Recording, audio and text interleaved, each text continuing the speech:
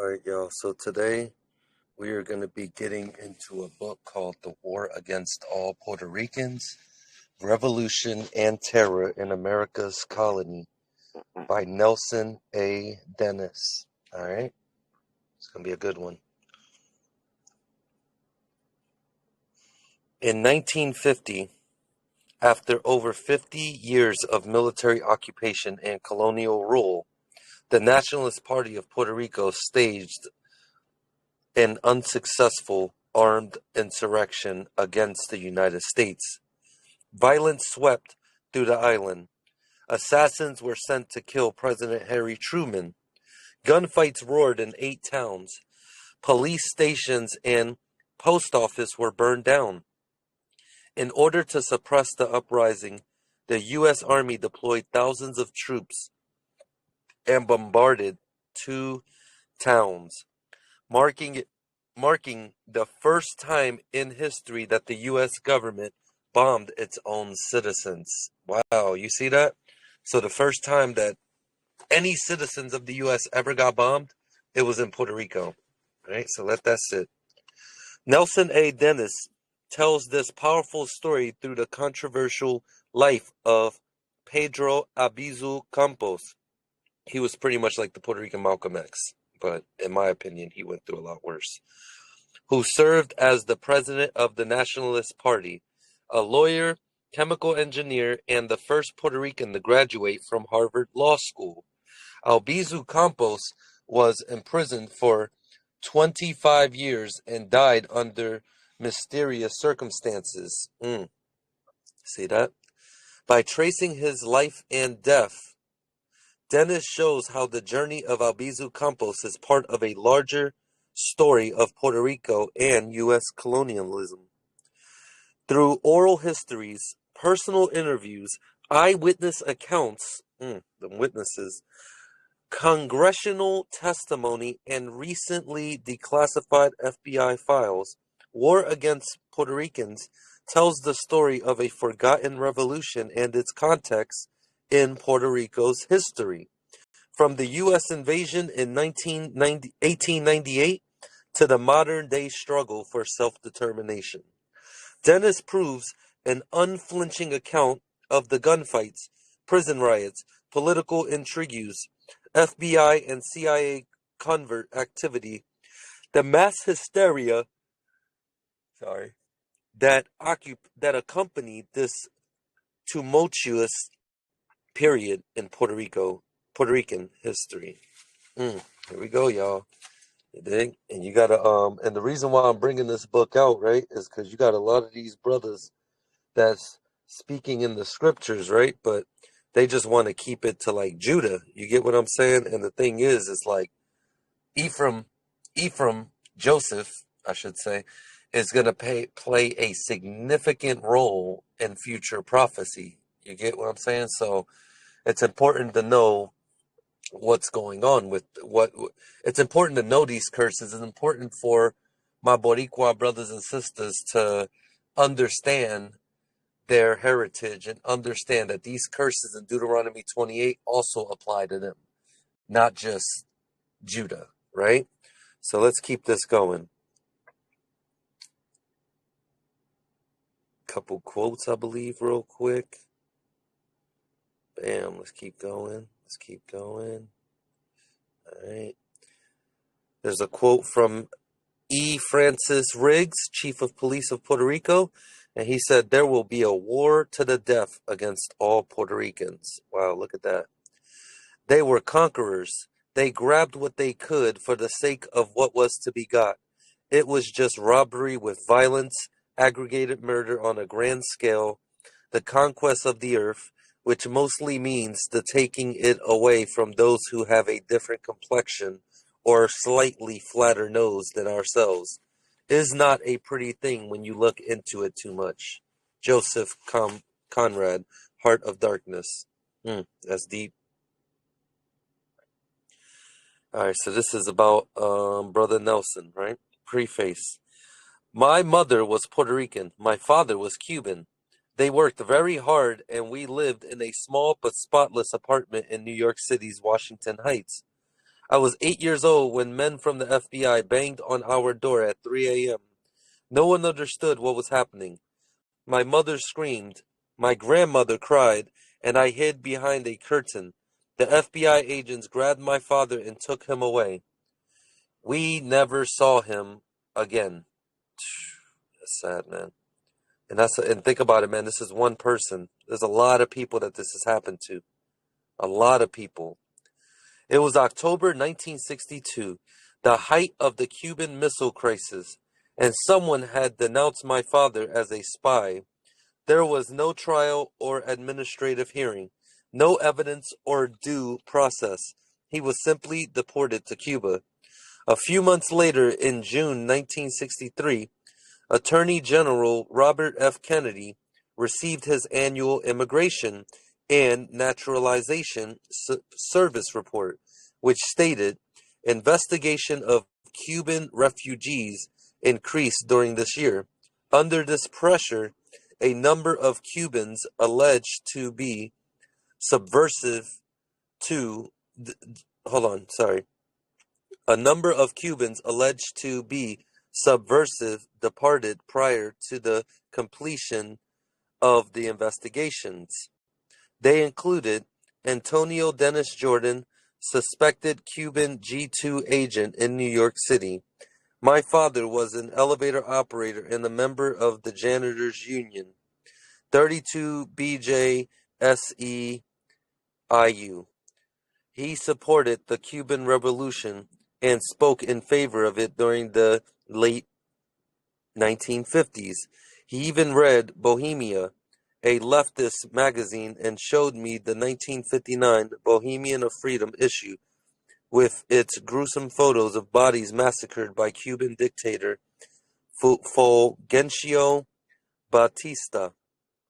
He was a Cuban patriot. He was not a spy. See what happens when you fight for your people? But yet they fight for their people and it's okay, right? But it's alright. It's coming soon. Judgment. Alright. This didn't matter to the United States, which never allowed him to return. My mother raised me by herself, working in a belt factory for $50 a week. Damn, that's crazy, bro. $50 a week? And I vowed to become a lawyer so that no one would knock on our door again and rip our family apart. Damn, man, that's heavy. I could relate too, because when I was like 3, 4 years, or 7, sorry, when I was 7, I had the same thing happen to me, so only thing is it was in the middle of the day they did this, but this ain't about me, so I'll get back to the story. But I know the feeling, let's just say that. As a Harvard undergraduate, I noticed a strange thing in Widener Library. It had 57 miles of shelves and 3 million books. But the 1973 card catalog contained not even a single volume about Pedro Albizu Campos, the principal figure in Puerto Rican political history. I responded with my own scholarship, a study of the fraudulent Constitution of Puerto Rico, which became the cover story for the 1977 Harvard Political Review. Here we go. Over the subsequent 40 years, I have continued to research the life and death of Albizu Campos. I visited my family in Puerto Rico dozens of times, particularly in Canguas, where they helped me meet members of the Nationalist Party, a political organization deeply committed to Puerto Rican independence. Some of these nationalists served time with Albizu Campos in the Atlanta Federal Penitentiary. Others were imprisoned with him in La Princesa, a prison in San Juan. Still others were tortured in Aguadilla.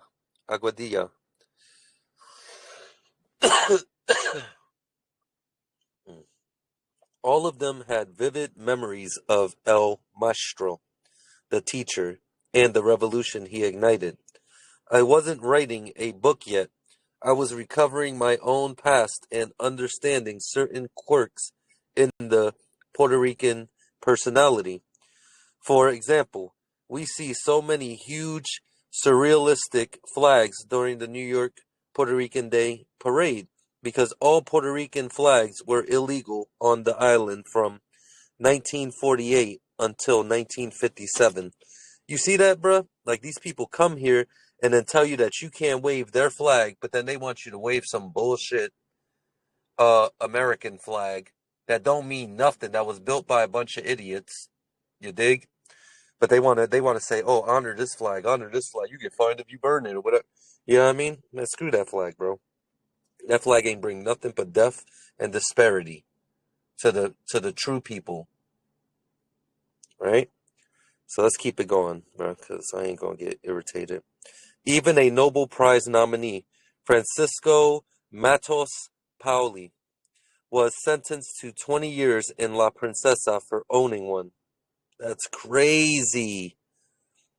Imagine how many of these brothers got like 20 plus years in prison just because they had a Puerto Rican flag.